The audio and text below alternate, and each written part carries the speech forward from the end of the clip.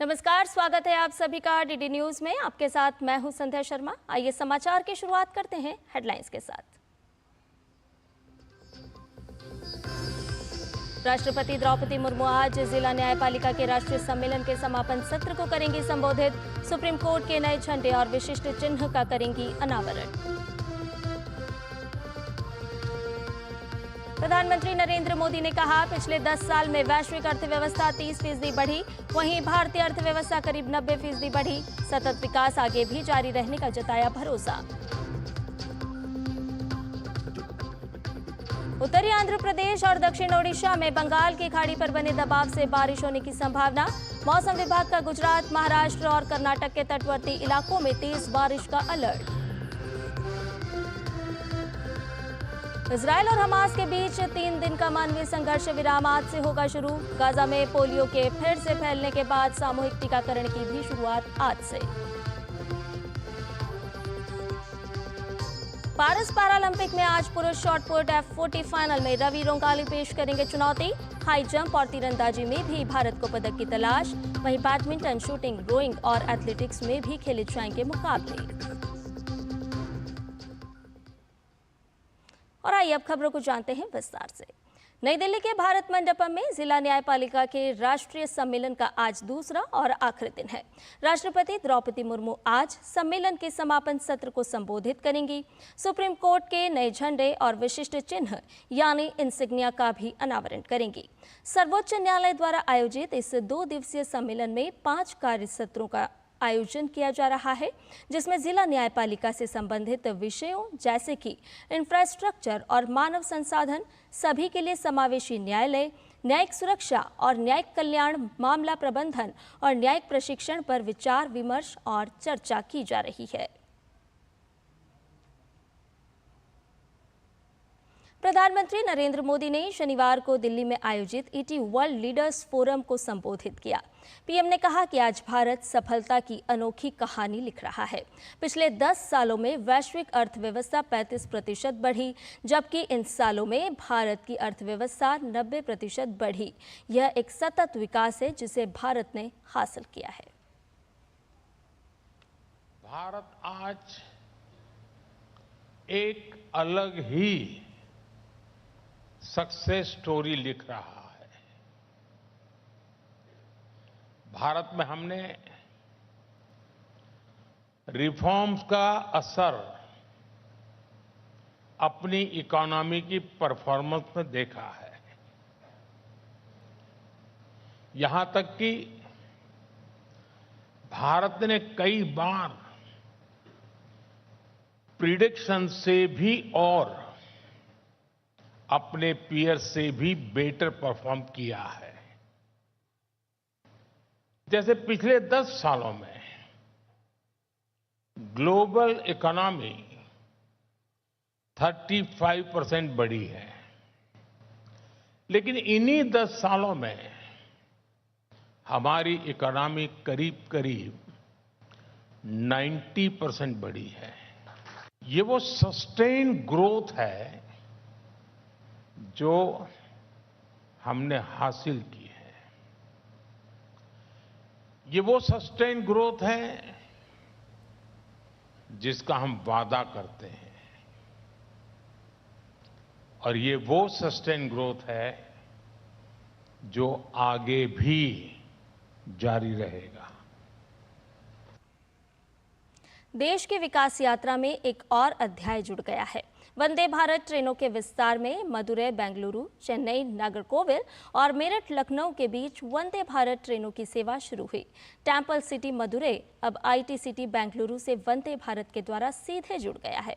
PM Modi ने इस मौके पर कहा कि विकसित भारत के लक्ष्य को पूरा करने के लिए दक्षिण के राज्यों का तेज विकास बहुत जरूरी है। तेज और सुविधाजनक रेल सफर सुनिश्चित करने की दिशा में शनिवार का दिन बड़ी सौगात साथ लाया। प्रधानमंत्री नरेंद्र मोदी ने 3 नई वंदे भारत ट्रेनों को वर्चुअल माध्यम से हरी झंडी दिखाई। उत्तर प्रदेश, कर्नाटक और तमिलनाडु में बेहतर रेल कनेक्टिविटी के लिए ये बड़ा कदम है। पीएम ने मेरठ लखनऊ, मदुरै बेंगलुरु और चेन्नई नागरकोइल मार्गों पर इन सेवाओं का शुभारंभ किया। मेरठ लखनऊ वंदे भारत ट्रेन सेवा पश्चिमी उत्तर प्रदेश के लोगों के लिए तीव्र गति से आरामदेह सफर का उपहार साथ लाई है। इससे पश्चिमी यूपी और प्रदेश की राजधानी अब और करीब आ गए हैं। कर्नाटक और तमिलनाडु में नई वंदे भारत ट्रेनों को पीएम ने दक्षिण भारत के विकास के लिए अपनी सरकार की प्रतिबद्धता का उदाहरण बताया। पीएम ने कहा कि पूरे दक्षिण भारत में वंदे भारत सेवाओं से पर्यटन और विकास के नए अवसर पैदा हो रहे हैं। इस साल के बजट में हमने तमिलनाडु को 6,000 करोड़ रुपए से ज्यादा का रेलवे बजट दिया है। ये बजट 2014 की तुलना में 7 गुना से अधिक है। तमिलनाडु में 6 वंदे भारत ट्रेन पहले से ही चल रही है। इन 2 ट्रेन के साथ ये संख्या अब 8 हो जाएगी। इसी तरह कर्नाटका के लिए भी इस बार 7,000 करोड़ से ज्यादा का बजट आवंटित हुआ है। ये बजट भी 2014 की तुलना में 9 गुना अधिक है। पीएम ने वंदे भारत ट्रेनों को आधुनिक होती भारतीय रेलवे का नया चेहरा बताया। पीएम ने भारतीय रेल को सभी के लिए सुखद यात्रा की गारंटी बनाने की प्रतिबद्धता जताई। पीएम ने बीते 1 दशक में रेलवे के विकास और विस्तार की तस्वीर भी सामने रखी। हाई स्पीड ट्रेनों के आने से लोगों में अपने व्यापार और रोजगार को, अपने सपनों को विस्तार देने का भरोसा जगता है। आज देश भर में 102 वंदे भारत रेलवे सेवाएं संचालित हो रही हैं। अब तक 3 करोड़ से ज्यादा लोग इन ट्रेनों से यात्रा कर चुके हैं। प्रधानमंत्री ने कहा कि वंदे भारत ट्रेनें प्रमुख शहरों और केंद्रों को एक दूसरे से जोड़ रही हैं। इससे सभी वर्गों को बड़े पैमाने पर लाभ हो रहा है। जिन जगहों तक वंदे भारत एक्सप्रेस की सुविधा पहुंच रही है, वहां पर्यटकों की संख्या बढ़ रही है। पर्यटकों की संख्या बढ़ने का मतलब है वहां कारोबारियों, दुकानदारों की आय में बढ़ोतरी हो रही है। हमारे यहां रोजगार के नए अवसर भी तैयार हो रहे हैं। रेल मंत्री अश्विनी वैष्णव ने अपने संबोधन में रेलवे के विकास के लिए पिछले 1 दशक में हुए कार्यों का जिक्र किया। उन्होंने इसके लिए मोदी सरकार द्वारा किए गए प्रयासों को अभूतपूर्व बताया। देश भर में 1326 स्टेशन का पुनर्निर्माण का काम चल रहा है, जो कि विश्व में सबसे बड़ा स्टेशन रीडेवलपमेंट प्रोजेक्ट है। कवच जैसी आधुनिक टेक्नोलॉजी देश में डेवलप की गई। अभी हाल ही जुलाई में ये कंप्लीट हुआ इसका डेवलपमेंट, और अब मिशन मोड में देश भर में इसे इम्प्लीमेंट किया जाएगा। माननीय प्रधानमंत्री जी ने लाल किले से आह्वान किया है कि हम सब 3 गुना मेहनत करें। माननीय प्रधानमंत्री जी, रेल परिवार के 12 लाख सदस्य आपको विश्वास दिलाते हैं कि हम सभी देश की अपेक्षाओं पर खरे उतरने के लिए जी जान लगा देंगे। छात्रों, व्यापारियों और पर्यटकों के साथ साथ आम यात्रियों के लिए वंदे भारत सेवाएं बेहद लाभदायक सिद्ध हुई हैं। 24 राज्यों और केंद्र शासित प्रदेशों में संचालित इन सेवाओं में 280 से अधिक जिले कवर हो रहे हैं। वंदे भारत की इस रफ्तार में तेजी से आगे बढ़ने की देश की आशा आकांक्षा भी दिखाई देती है। Bureau report, DD news. इधर सीमा सुरक्षा बल और राज्य के रेलवे पुलिस जीआरपी ने त्रिपुरा में अवैध रूप से प्रवेश करने के आरोप में बांग्लादेश के 7 नागरिकों और 2 रोहिंग्याओं को गिरफ्तार किया है। सीमा सुरक्षा बल के प्रवक्ता ने कहा कि त्रिपुरा के खोवाई जिले में रंगीचेरा सीमा पर एक महिला और एक बच्ची सहित 3 बांग्लादेशी नागरिकों को हिरासत में लिया गया है। गिरफ्तार लोगों से मिली जानकारी के आधार पर उनके 2 अन्य सहयोगियों को बागचेरा गांव से 2 अन्य बांग्लादेशी नागरिकों और एक दलाल को गिरफ्तार किया गया है। एक अन्य घटना में राज्य के रेलवे पुलिस ने शुक्रवार रात अगरतला रेलवे स्टेशन से एक महिला सहित 2 रोहिंग्याओं को गिरफ्तार किया था। पिछले 3 महीनों में अवैध रूप से भारतीय क्षेत्र में प्रवेश करने के आरोप में अगरतला और अन्य स्थानों से 310 से ज्यादा बांग्लादेशी नागरिकों और 34 रोहिंग्याओं को गिरफ्तार किया गया है। इधर हरियाणा विधानसभा चुनाव की तारीख में बदलाव किया गया है। जहां पहले 1 अक्टूबर को चुनाव होना था, वहीं अब मतदान 5 अक्टूबर को होगा। चुनाव के लिए नोटिफिकेशन 5 सितंबर को जारी किया जाएगा। जम्मू कश्मीर और हरियाणा में मतगणना 8 अक्टूबर को होगी। हालांकि जम्मू कश्मीर में मतदान की तारीखों में कोई बदलाव नहीं हुआ है। हरियाणा में चुनाव आयोग ने यह फैसला बिश्नोई समुदाय के मताधिकार और परंपराओं दोनों का सम्मान करने के लिए लिया है। निर्वाचन आयोग ने कहा कि आयोग ने गुरु जंभेश्वर की याद में आसोज अमावस्या उत्सव समारोह में भाग लेने की सदियों पुरानी प्रथा को बरकरार रखा है। यही वजह है कि चुनाव की तारीख में बदलाव हुआ है। इधर जम्मू कश्मीर में विधानसभा के 90 सीटों के लिए चुनाव 3 चरणों में होंगे। चुनाव आयोग ने यहां निष्पक्ष और शांतिपूर्ण चुनाव के हर संभव प्रयास किए हैं। राज्य निर्वाचन आयोग न सिर्फ सुरक्षा की समीक्षा कर रहा है, बल्कि इसमें हर वर्ग के लोग बढ़ चढ़कर हिस्सा लें, इसके लिए जागरूकता कार्यक्रम भी चलाया जा रहा है।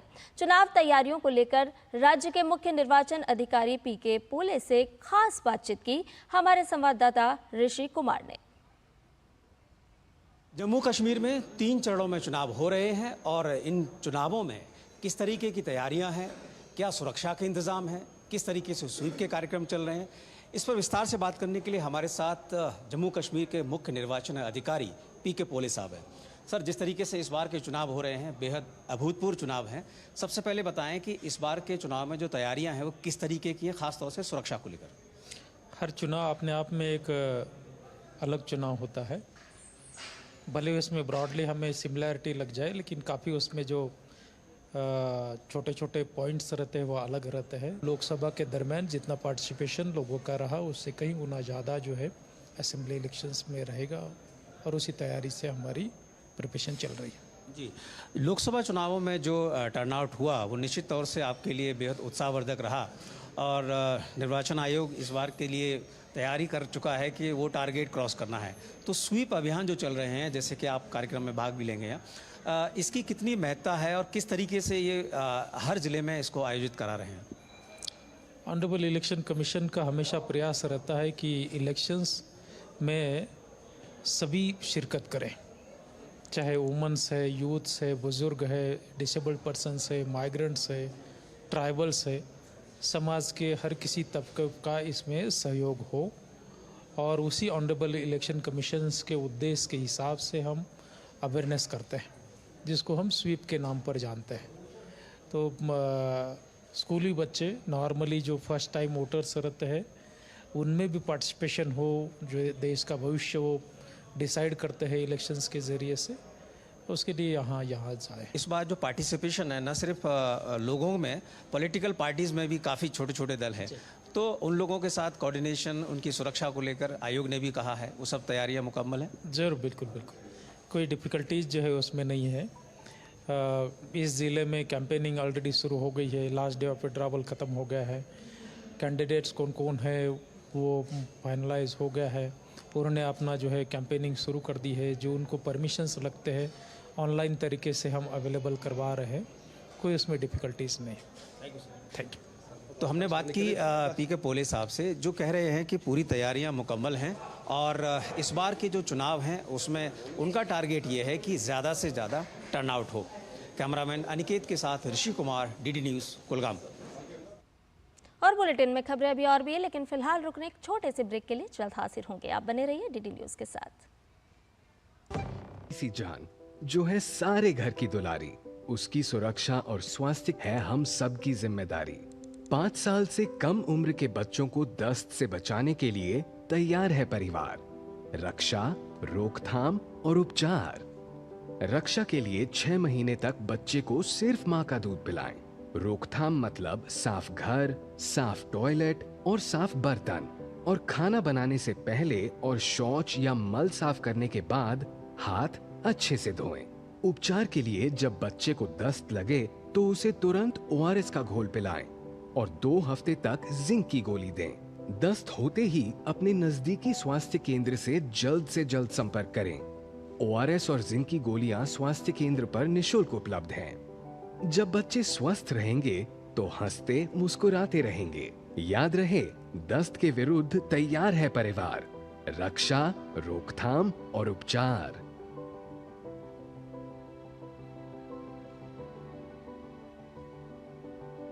अधिक जानकारी के लिए आशा दीदी से संपर्क करें। स्वास्थ्य एवं परिवार कल्याण मंत्रालय द्वारा जनहित में जारी। बात जब पीढ़ियों के लिए बनने वाले घर की हो तो जिम्मेदारी बड़ी हो जाती है। गैलेंट समझता है ये जिम्मेदारी। अब MM रिब्स के साथ गैलेंट एडवांस TMT रीबार निर्माण का रियल हीरो। वो मिस्टर विकास की फाइल आप पॉलिसी बाजार। मैम, आपका हेल्थ इंश्योरेंस क्लेम अप्रूव हो गया है। अब आप सर को घर ले जा सकती हैं। क्लेम के टाइम पे हमेशा आपकी हेल्प को तैयार। पॉलिसी बाजार, 1 करोड़ का हेल्थ इंश्योरेंस सिर्फ 390 रुपए महीने से शुरू। सुरक्षा की गारंटी हर चीज में जरूरी है, चाहे वो मुश्किल स्टंट हो या अच्छी फसल। इसलिए ले आइए IIL के ट्रैक्टर ब्रांड का शिनबार, जो देता है सुंडी और ट्रिप से सुरक्षा की गारंटी। और ब्रेक के बाद समाचार में आपका एक बार फिर से स्वागत है। आइए खबरों में पढ़ते हैं आगे और आपको बता दें कि कोलकाता के आरजीकर अस्पताल में महिला डॉक्टर के साथ बलात्कार और हत्या की घटना के बाद देश भर में पीड़िता को जल्द न्याय के लिए प्रदर्शन हुए। पश्चिम बंगाल में कानून व्यवस्था के हालात पिछले काफी दिनों से खराब हैं। पश्चिम बंगाल के राज्यपाल ने दिल्ली आकर केंद्रीय गृह मंत्री और कानून मंत्री से मुलाकात की और राज्य के हालातों पर चर्चा की। हमारे संवाददाता नीरज सिंह ने पश्चिम बंगाल के राज्यपाल से खास बातचीत की।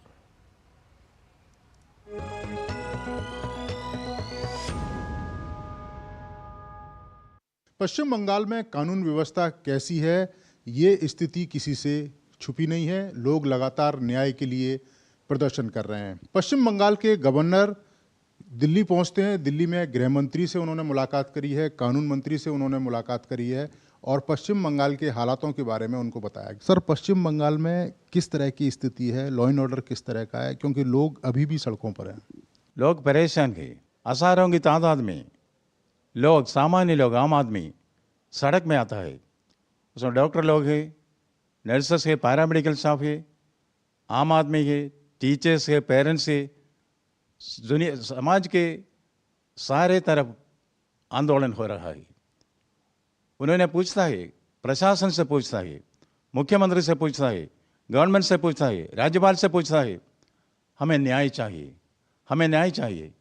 मैंने ये डॉक्टर के पेरेंट्स से मिला, माँ का आंसू मैंने देखा, दुख मैंने सुना। उन्होंने मुझे एक खत दिया। वो खत हृदय रक्त से लिखा हुआ खत है। क्या था सर उस खत में, क्या लिखा उन्होंने? उसको केवल यही चाहिए, हमको जानना है उस न्याय को क्या हुआ, ये किसने किया, कैसा किया, क्यों किया। गृह मंत्री से मुलाकात करी है, कानून मंत्री से मुलाकात करी है, क्या आपने रखा है, क्या बातें आपके बीच में हुई, आप अगर बता पाएं। बंगाल के बारे में खूब डिस्कशन किया। क्या क्या डिस्कस किया वो अभी के लिए कॉन्फिडेंशियल रहेगा। दूसरा सर, अभी देखें कि पश्चिम बंगाल में लोग जिस तरह से प्रदर्शन कर रहे हैं, उनका ये कहना है कि ना तो CM उनको न्याय दे पा रही है और ना पुलिस उनको न्याय दे पा रही है। इसको लेकर सबसे ज़्यादा वो प्रदर्शन कर रहे हैं। मुख्यमंत्री से, प्रशासन से लोग एक्सपेक्टेशन ये है, हमको सुरक्षा दो, प्रोटेक्शन दो। हम प्रशासन प्रोटेक्शन नहीं देता, प्रोटेस्ट करता है, मुख्यमंत्री प्रोटेस्ट करता है सड़क में। मुझे कोई पता नहीं है क्या हो रहा है। कानून व्यवस्था और संविधान, ये सब, ये दोनों वह हम ठीक तरह के नहीं होता है। इसको बैक ऑन द रेल्स करना आवश्यक है, इसलिए मैं यहाँ आया हूँ। क्या मानते हैं कि एज ए मुख्यमंत्री ममता बनर्जी बिल्कुल फेल हुई हैं, एडमिनिस्ट्रेशन और पुलिस को कंट्रोल नहीं कर पा रही हैं? ये तो राज्यपाल के नाते मैं पब्लिक ने नहीं कर सकूँगा, पर हमको मालूम है कलकत्ता हाई कोर्ट ने क्या कहा। कलकत्ता हाई कोर्ट ने कहा absolute failure of the state machinery. और सुप्रीम कोर्ट ने क्या कहा आपको मालूम है? सुप्रीम कोर्ट ने कहा, एक सुप्रीम कोर्ट जज इन 30 years of his career he has not met with any situation like this। ऐसी हालत में है बंगाल। ये हमारा कॉन्स्टिट्यूशन भी कहता है कि अगर किसी राज्य में जो संवैधानिक संकट हो जाए, वहाँ पे लॉ एंड ऑर्डर अगर ठीक तरीके से नहीं रहे और कानून व्यवस्था ठीक तरीके से काम नहीं करे, तो वहाँ राष्ट्रपति शासन लगाया जा सकता है। क्या पश्चिम बंगाल में ऐसी स्थिति है? संविधान में अलग अलग ऑप्शंस दिया है, कौन सा ऑप्शन यूज़ करना है वो एक पॉलिसी डिसीजन है। इसलिए इसके बारे में मैं अभी कुछ नहीं पब्लिक में कहूँगा। जिन लोगों ने भी अन्याय किया है उनके खिलाफ कार्रवाई होगी, लोगों को न्याय मिलेगा। कैमरामैन संजीव के साथ नीरज सिंह, डीडी न्यूज़, दिल्ली। इधर मौसम विभाग ने कच्छ, गुजरात में सौराष्ट्र, महाराष्ट्र और कर्नाटक के तटवर्ती इलाकों में तेज बारिश और बेहद खराब मौसम का अलर्ट जारी किया है। चक्रवाती तूफान असना धीरे धीरे कमजोर होकर कल तक उत्तर पश्चिम अरब सागर पर कम दबाव के क्षेत्र में बदल जाएगा। आज ओडिशा, छत्तीसगढ़, तटीय आंध्र प्रदेश और तेलंगाना में भी कई स्थानों पर वर्षा का अनुमान है।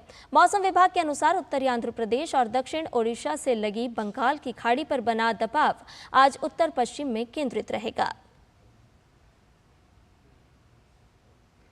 इधर महिला एवं बाल विकास मंत्रालय आज से 30 सितंबर तक 7वां राष्ट्रीय पोषण माह मना रहा है। इस वर्ष इसका उद्देश्य कुपोषण से व्यापक रूप से निपटना है। देश में कुपोषण के खिलाफ अभियान कितने कारगर हुए हैं, देखते हैं इस खास रिपोर्ट में। राष्ट्रीय पोषण माह भारत सरकार की प्रमुख पहल है, जिसका उद्देश्य गर्भवती महिलाओं, स्तनपान कराने वाली माताओं, किशोरियों और 6 वर्ष से कम उम्र के बच्चों के लिए पोषण के महत्व को समझाना है। हर साल राष्ट्रीय पोषण सप्ताह के लिए एक विशेष थीम निर्धारित की जाती है, जो पूरे सप्ताह के दौरान होने वाली गतिविधियों और कार्यक्रमों की दिशा निर्धारित करती है।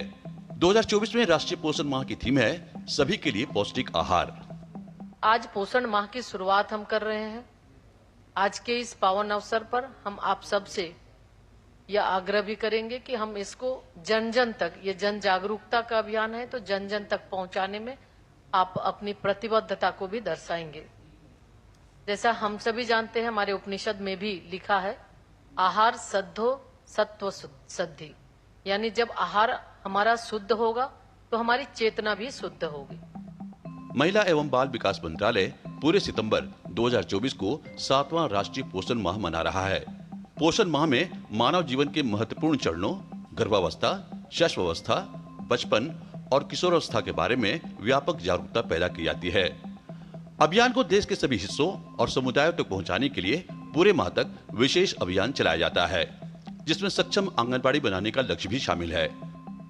जो हमारा मुख्य रूप से जो आयाम है इस पोषण माह का, एनीमिया पर जागरूकता, ग्रोथ मॉनिटरिंग, पोषण भी पढ़ाई भी, सही पूरक आहार, टेक्नोलॉजी आधारित पोषण, तो इसको हम कैसे नीचे स्तर तक आंगनवाड़ी केंद्रों के माध्यम से इस पोषण अभियान को जन जन पहुंचाने का हमें संकल्प हमने उठाया है। आंकड़ों की बात करें तो महिला एवं बाल विकास मंत्रालय ने कुपोषण के खिलाफ लड़ाई के लिए कई योजनाएं चलाई है। इन योजनाओं में मिशन पोषण 2.0, एकीकृत बाल विकास सेवा योजना, प्रधानमंत्री मातृ वंदना योजना, मध्याह्न भोजन योजना, किशोर बालिकाओं के लिए योजना, मां का पूर्ण स्नेह कार्यक्रम और पोषण वाटिकाएं शामिल हैं। इसके अलावा ग्रामीण क्षेत्रों में स्वास्थ्य सेवाओं के विस्तार, आंगनबाड़ी में कुपोषित बच्चों का आंकड़ा तैयार करने, स्वास्थ्य के क्षेत्र में खर्च को बढ़ावा देने और पोषण कार्यक्रमों को जन जन तक पहुंचाने सहित पोषक तत्वों से भरपूर खाद्य पदार्थों के उपयोग पर खास जोर दिया गया है। धीरज कुमार के साथ कुमार आलोक की रिपोर्ट, डीडी न्यूज। इधर गाजा में आज से पोलियो टीकाकरण अभियान शुरू किया जाएगा। इसके लिए इजराइल और हमास 3 दिनों तक मानवीय संघर्ष विराम लागू करने पर सहमत हुए हैं। विश्व स्वास्थ्य संगठन ने टीकाकरण अभियान की पूरी तैयारी कर ली है। अभियान के तहत गाजा में 6,40,000 बच्चों का टीकाकरण किया जाएगा। विश्व स्वास्थ्य संगठन पोलियो पर नियंत्रण के लिए गाजा में 90% बच्चों को इसकी खुराक देने का लक्ष्य हासिल करना चाहता है। गाजा में पिछले 25 वर्षों में पोलियो का पहला मामला सामने आया था। पोलियो से 10 महीने के एक बच्चे की मौत हो गई थी।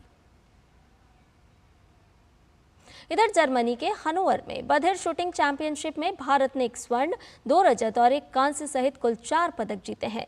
महिलाओं की 10 मीटर एयर पिस्टल स्पर्धा में अनुया प्रसाद ने स्वर्ण जीता। अभिनव देशवाल ने पुरुषों की 10 मीटर एयर पिस्टल स्पर्धा में रजत जीता। पुरुषों की 10 मीटर एयर पिस्टल स्पर्धा में अभिनव देशवाल, शुभम वशिष्ठ और चेतन सबकाल की तिकड़ी ने रजत पदक हासिल किया। शुभम वशिष्ठ ने पुरुषों की 10 मीटर एयर पिस्टल में कांस्य पदक जीता। इस प्रतियोगिता में 16 देशों के 69 एथलीट भाग ले रहे हैं। इधर पेरिस पैरालंपिक में भारत का शानदार प्रदर्शन जारी है। आज भारतीय खिलाड़ियों की नजर शॉटपुट, हाई जंप और तीरंदाजी स्पर्धाओं में पदक जीतने पर होगी। रवि रुंकाली पुरुषों के शॉटपुट स्पर्धा के F40 वर्ग के फाइनल में मैदान पर उतरेंगे। वहीं ऊंची कूद प्रतियोगिता में निशात कुमार T47 वर्ग का फाइनल खेलेंगे। तीरंदाजी में पुरुषों के व्यक्तिगत कंपाउंड स्पर्धा के कांस्य पदक मैच में राकेश कुमार पदक पर निशाना साधेंगे। इसके अलावा आज बैडमिंटन, शूटिंग, रोइंग और एथलेटिक्स में भी भारतीय एथलीट जोर आजमाइश करते नजर आएंगे। पेरिस पैरालंपिक प्रतियोगिता के तीसरे दिन भारत ने निशानेबाजी से एक और पदक हासिल कर लिया है। भारतीय निशानेबाज रुबीना फ्रांसिस ने 10 मीटर एयर पिस्टल SH1 में कांस्य पदक हासिल किया। उन्होंने 211.1 अंक हासिल किए। पेरिस पैरालंपिक में भारतीय दल का यह 5वां पदक है। रुबीना ने इससे पहले टोक्यो पैरालंपिक में 7वां स्थान हासिल किया था, जबकि पैरा एशियन गेम्स में कांस्य पदक हासिल किया था। प्रधानमंत्री नरेंद्र मोदी ने पेरिस पैरालंपिक में कांस्य पदक जीतने वाली भारतीय निशानेबाज रुबीना फ्रांसिस को बधाई दी है। पीएम ने रुबीना को बधाई देते हुए एक्स पर लिखा, रुबीना फ्रांसिस का पेरिस पैरालंपिक में महिलाओं की 10 मीटर एयर पिस्टल SH1 स्पर्धा में कांस्य पदक जीतना भारत के लिए एक और गौरव का पल है। उनकी असाधारण एकाग्रता, दृढ़ संकल्प और दृढ़ता ने उत्कृष्ट परिणाम दिए हैं। और इसके साथ ही समाचार में मेरे साथ इतना ही। मुझे दीजिए इजाजत। नमस्कार।